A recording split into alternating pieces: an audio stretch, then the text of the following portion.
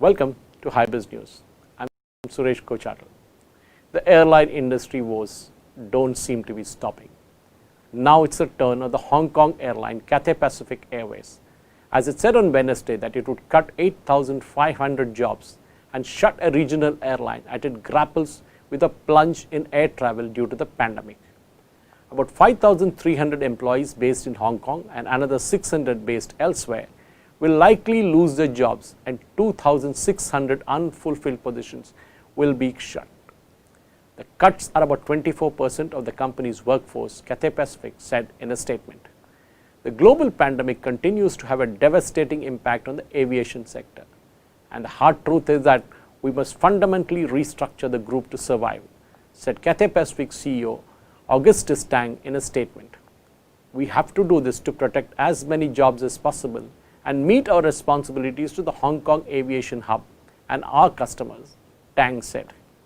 The company said it will also shut down Cathay Dragon, its regional airline unit, with operations ceasing from Wednesday. It will seek regulators' approval for most of the routes to be operated by Cathay Pacific and its budget airlines subsidiary HK Express.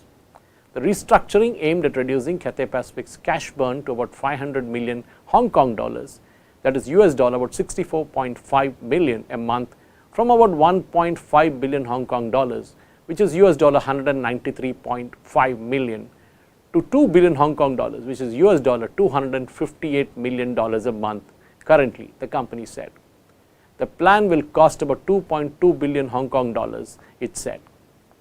Executive pay cuts will continue throughout 2021, and there will be no pay increments for 2021 nor bonuses for this year for all Hong Kong employees, Cathay Pacific said. Ground staff will be offered a voluntary leave plan in the first half of the year. In a news conference, Cathay Pacific Airways chairman Patrick Healy estimated that the passenger levels will only return to the pre-pandemic levels in 2024. The future remains highly uncertain.